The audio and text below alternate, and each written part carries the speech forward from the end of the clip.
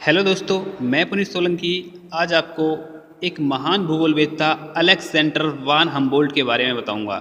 जी हाँ, अलेक्जेंडर वान हम्बोल्ट को आधुनिक भूगोल का जन्मदाता कहा जाता है, जिसे इंग्लिश में मॉडर्न ज्योग्राफी कहते हैं। दोस्तों और विद्यार्थियों, अलेक्जेंडर वान हम्बोल्ट एक बहुत विख्यात जर्मन वैज्ञानिक था। उसने भौतिक विज्ञान, रसायन विज्ञान, वनस्पति विज्ञान, शरीर विज्ञान, भूगोल और इतिहास में अनेक शोध कार्य किए थे। उसने लगभग 40 वैज्ञानिक ग्रंथों की रचना की थी। अपने बाल्यकाल से ही हम्बोल्ट को देश विदेश का भ्रमण करने में बहुत रुचि थी। उसने अपनी पहली विदेश यात्रा सन 1790 में की थी, जिसमें उसने नीदरलैंड, बेल्जियम, इंग्लैंड और फ्रांस का भ्रमण किया। सन 1792 में उसकी नियुक्ति जर्मनी के खनिज विभाग में हो गई, जहां उसे वनस्पति विज्ञान, भूविज्ञान और मौसम संबंधी विषय में व्यापक शोध की सुविधा प्राप्त हुई। सन 1799 में उसने दक्षिणी अमेरिका के वेनेजुएला, अमेजन बेसिन, एंडीज प्रदेश तथा पेरू आदि का भ्रमण किया। तत्पश्चात वह मैक्सिको और संयुक्त राज्य होता हुआ फ्रांस पहुंच गया, जहां वह 20 वर्षों तक पेरिस नगर में रहा। यहाँ वह अनेक विद्वानों के संपर्क में आया। सन 1827 में वह बर्लिन लौट आया। सन 1829 में उसने रूस के यूराल प्रदेश तथा अल्टाई पर्वतों में खनिज क्षेत्रों का भ्रमण किया। अपने जीवन के अंतिम वर्ष इस विद्वान ने बर्लिन में व्यतीत किए। हम्बोल्ट को आधुनिक भूगोल का जन्मदाता माना जाता है।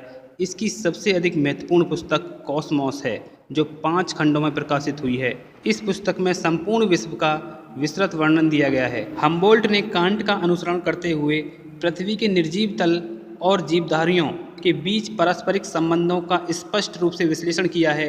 इन्होंने मानव भूगोल में पार्थिव एकता का निरूपण किया। उनके अनुसार भौतिक तथ्यों तथा मानवीय क्रिया प्रतिक्रियाओं में पारस्परिक संबंध है, किंतु उनका विचार था भौतिक शक्तियाँ अधिक शक्तिशाली होती हैं। हम्बोल्ट के अनुसार मानव पृथ्वी का एक अंग है। उसके शारीरिक लक्षणों में अंतर का मुख्य कारण मनुष्य पर उसके निवास क्षेत्र की भौतिक शक्तियों का प्रभाव पड़ना है।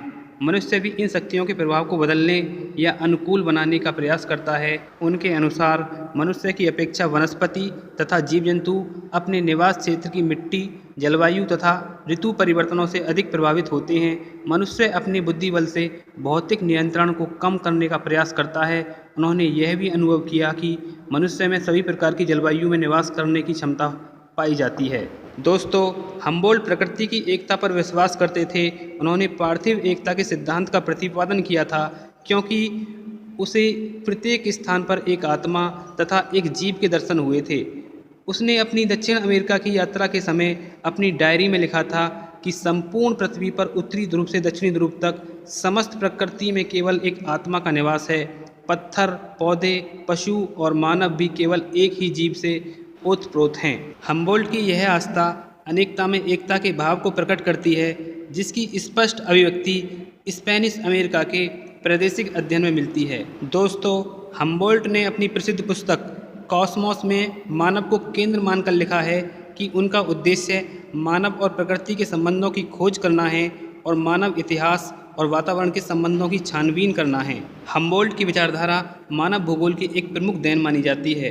उन्होंने भौगोलिक अध्ययन में तुलनात्मक विधि का उपयोग किया था। उदाहरण के लिए घास के मैदान और मरुस्थलों के लेख में उन्होंने पैम्पास, प्रेरीज, स्टेपीज, लानोस आदि की तुलना की है और प्रत्येक प्रदेश में जलवायु, मिट्टी, समुद्र तल से ऊंचाई आदि का इन पर प्रभाव ज्ञात किया है। इस प्रकार हम्बोल्ट ने प्रकृति से संबंधित रचनाओं में मानव को सम्मिलित अवश्य किया है, परंतु उसे मुख्य घटक नहीं माना है। दोस्तों, हम्बोल्ट ने कई प्रदेशों के भौतिक वृत्तांत की रचना की थी, जैसे मैक्सिको, क्यूबा, ब्राज़ील का पठार आदि। वह भूगोल के प्रादेशिक अध्ययन की अपेक्षा क्रमबद्ध अध्ययन पर अधिक जोर देता था। दोस्तों, हम्बोल्ट पर कांट के विचारों का गहरा प्रभाव था। तो दोस्तों, आपको आज की यह वीडियो कैसी लगी ज़रूर कमेंट करके बताएं। ऐसी इंटरेस्टिंग वीडियो पाने के लिए मेरे इस चैनल को सब्सक्राइब करें और आने वाली वीडियो को सबसे पहले देखने के लिए बेल का आइकन दबाना न भूलें। धन्यवाद।